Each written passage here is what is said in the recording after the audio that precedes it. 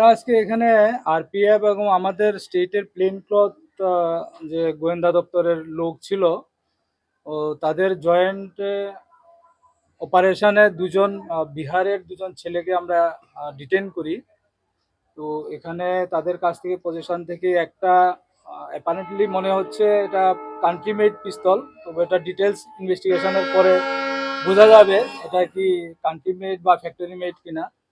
আর 100 বোতল ফ্যান্সিডিল আমরা পেয়েছি। ফ্যান্সিডিল মতলব কফ সিরাপ, এটা কফ সিরাপ আমরা পেয়েছি তাদের। আর 2টা লাইভ রাউন্ডও ছিল ওই ওই পিস্তলের মধ্যে ব্যবহার হয় এরকম 2টা রাউন্ড ছিল।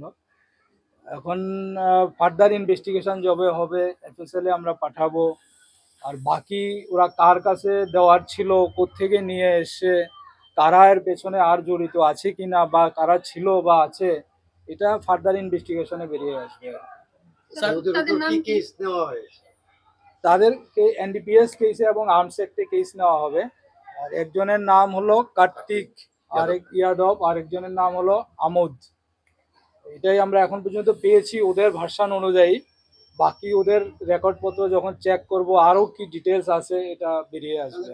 ট্রেন থেকে উদ্ধার করা হয়েছে? হ্যাঁ, ট্রেন থেকে আর এটা রানী কমলাপতি এক্সপ্রেস যে ট্রেনটা আসে ওই ট্রেনটা থেকে আমরা পেয়েছি। স্যার, ইদানিং দেখা যাচ্ছে রেল স্টেশনকে ব্যবহার করে বিভিন্ন রকমের নেশা সামগ্রী পাচার এবং আপনাদেরও সাফল্য আছে।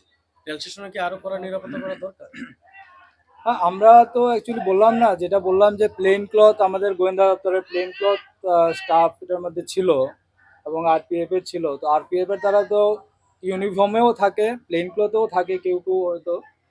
আর প্লেন ক্লথে আমাদের লোক থাকে, প্লেন ক্লথ গোয়েন্দা দপ্তরের লোক থাকে, পাশাপাশি জিআরপির লোকও থাকে যারা বিভিন্ন সময় এই ট্রেনগুলোর মধ্যে সিকিউরিটি চেকিং বা আদার চেকিং করে এবং করে আসছে।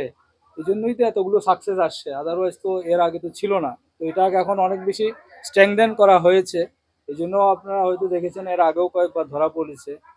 তো এটা আমাদের অবজারভেশন, আমাদের সিকিউরিটি চেকিং এগুলো প্রতিনিয়তই চলছে এবং এটা কন্টিনিউ থাকবে। প্রাথমিক জিজ্ঞাসাবাদে কি অন্য কারোর নাম উঠে এসেছে যারা জড়িত আছে? না, এটা এখনো কিছু বেরোয়নি। ওরা এখানে তো বলতে পারছে না নাম দাম, এটা ফার্দার ইনভেস্টিগেশনে বেরিয়ে আসবে যদি কেউ থেকে থাকে আর কি।